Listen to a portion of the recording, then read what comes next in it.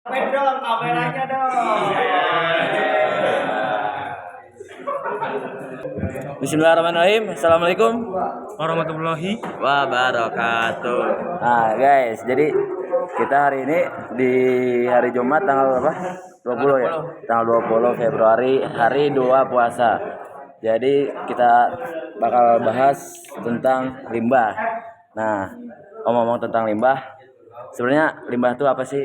Nah, kalau dari gua, limbah itu dia tuh sebagai bahan ataupun sampah yang tidak terpakai, bisa berbentuk cairan, berpadat-padat ataupun benda gas. Nah, kalau menurut lu apa nih? Oke, jadi sampah itu ada yang namanya sampah air ya kan. Apa sih?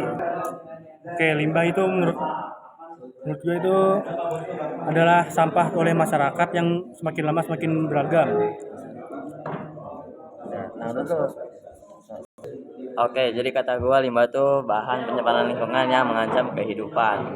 Nah, limbah tuh dia tuh bersifat mencemarkan lingkungan. Kenapa?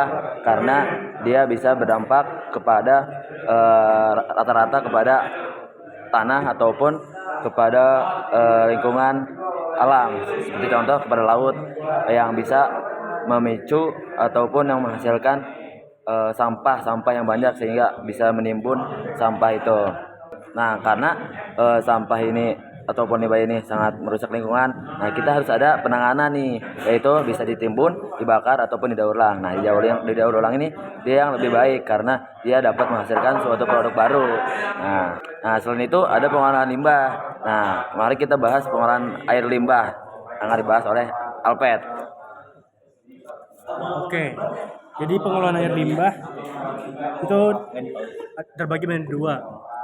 Yang pertama itu dengan menghilangkan sisa-sisa terakhir benda padat yang tersuspensi dan menghilangkan rasa, warna, bau serta mengurangi kandungan zat yang terlalu. Prinsip kerjanya itu ada banyak ya guys ya.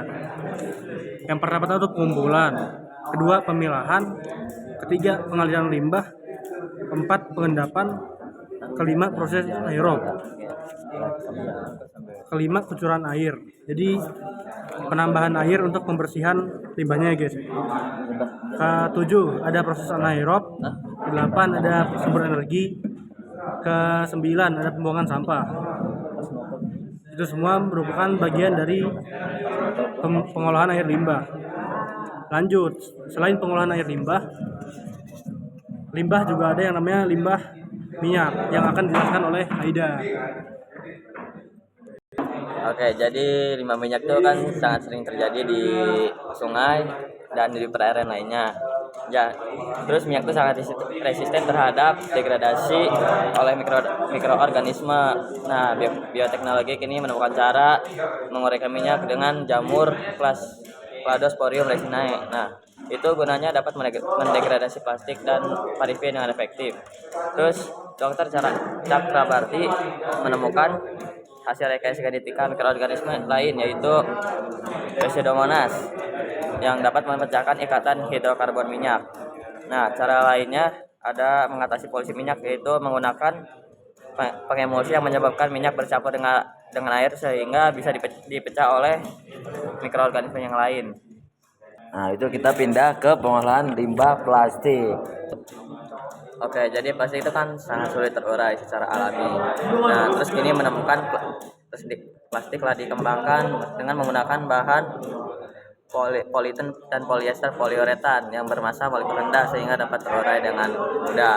Nah, terus ada jenis plastiknya yaitu plastik kemasan kayak plastik ciki-cikian gitu. Sekian. Nah, mungkin cukup dari kami.